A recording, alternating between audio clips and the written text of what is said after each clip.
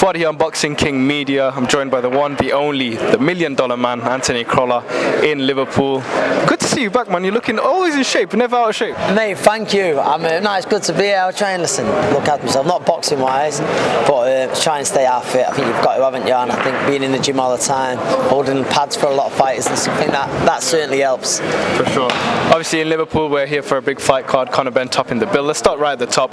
It's a brilliant fight for Conor. He says about stepping up and testing himself every single time. But Algieri's been there. He's seasoned. He's been against some of the best fighters in the world. How do you see this one playing out on Saturday night? Yeah, I think it's a really intriguing fight, and it's just, I'll be honest, leading up to the fight, I thought, timing's perfect for Conor, and I think he goes in there and looks good, but not just because Chris is a good target, but you can see he's in serious shape, and he really, speaking to him, he really fancies this. I think he believes this has come too soon for Conor Benn, and I said it last night, if that's the case, some serious questions are going to be asked. Conor seems as focused as ever. He says how intense he is, but I have massive respect for him, the fact that he doesn't have to box, but by all accounts he's the hardest worker in the room, which I respect anyone like that, but even more so someone who doesn't have to do it. And listen, Algeria will say the exact same again. He's a smart guy, he's an analyst, he's got degrees, he doesn't have to box. So I think when you're getting in there on Saturday, you're getting two fighters who want to be in there, who are hungry fighters, what boxing means to them. They love boxing. It's got the potential to be a great fight. Obviously, we've had a year of upsets, hasn't it? And the last one we just saw, Kambosos upset Lopez.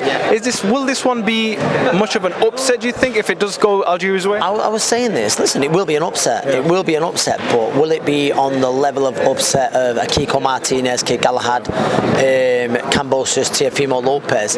No, I don't think it'll be that big. Even though I fancy Conor to win, but Chris Algieri is a very, very good fighter. I think the main question is, and we're going to find out on Saturday, what's Chris got left? For sure. Let's talk about Teofimo Lopez there. I want to go back to that fight. It was a few weeks ago, obviously. Fantastic fight. What a upset for Kambosos. But Bob Arum mentioned that, it wasn't, he's not that great of a fighter because he fought Teofimo when he shouldn't been in the ring. Obviously, that news broke about him being ill. What's your take on all of that? Do you think it's fair to give Kambosos that type of label? No, listen. George Kambosos put in an unbelievable gladiator-like performance and deserved the victory, and you've got to give him all the credit in the world for that. And it's one of them, right? So Kambosos, for me, you've got to put number one. You've got to put number one because he beat the man who beat the man. If Lomachenko and Kambosos fought, I think Lomachenko beats him and beats him well. However, Kambosos is the man who beats the man, and he deserves bundles of credit for that because there was very, very few people who fancied him to do that. That whole division now seems to be, everyone's talking about Devin, Gervonta and Teofimo, whatnot, Kambosos, but we're not forgetting, but there is Lomachenko still there, your good friend, he's still there, and he's fighting soon. He's fighting Saturday night against a very good fighter in Richard Comner, who's one of the top lightweights in the world. I think people forget about him just because of the fact he's got some fantastic victories, but he walked onto an absolute bomb of a right hand from Teofimo.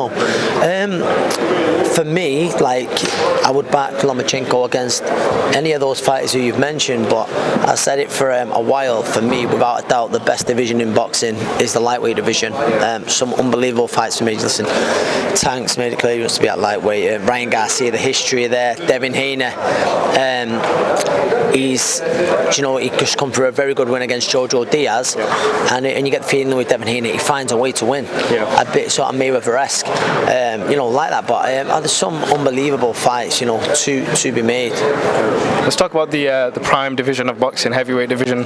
Obviously, I have to talk about it. I think it was yesterday that Dillian Whyte versus Tyson Fury fight got officially ordered, which kind of takes the whole AJ step-aside thing out of the equation. Does AJ just go straight into that rematch against Usyk, and how does it differ? Well, now I think he does. Obviously, how does it differ? It's a big ask. It's a big ask. There's no denying that. But I think the fighter in AJ, he'll want to go in there and he'll come away, or he'll come into that fight with a totally different mindset than he did the first fight.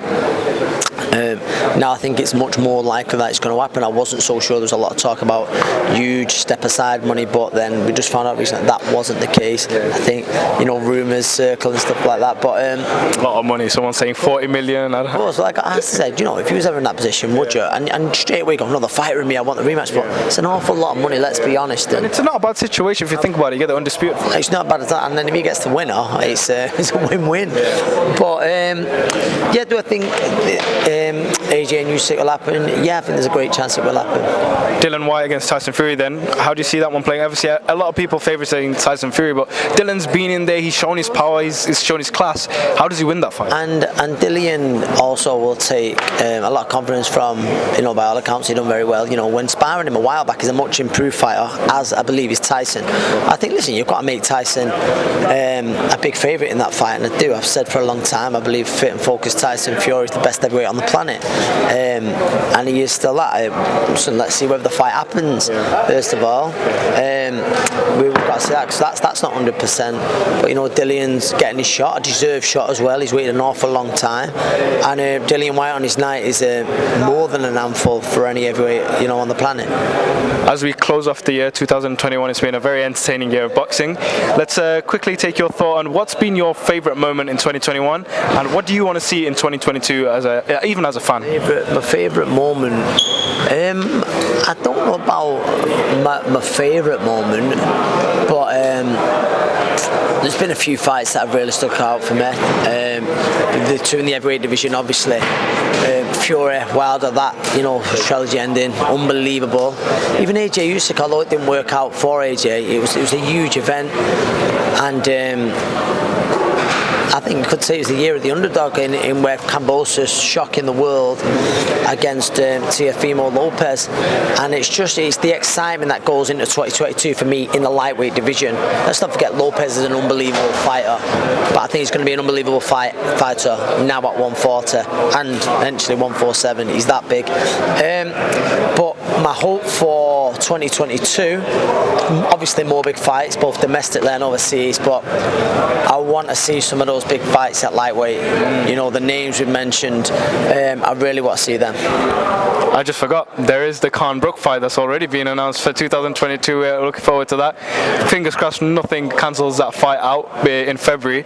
I'm obviously going to ask you the most obvious question. How do you see that one going? Well, honestly, I'll be honest, and it's not me sitting on the fence. Ask me at the time and I will pick a winner. It's hard because there's no secret. You know, I like both lads.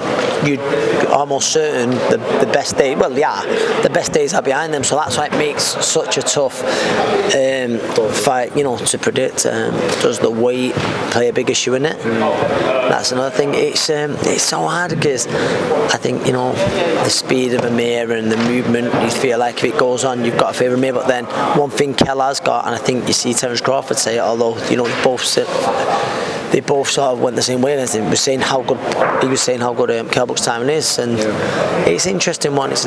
But at the minute, yeah, I think I see nearer the time and pick a winner. But listen, it's better late than never. Listen, is it the fight it once was? No. Does it sell like it once does?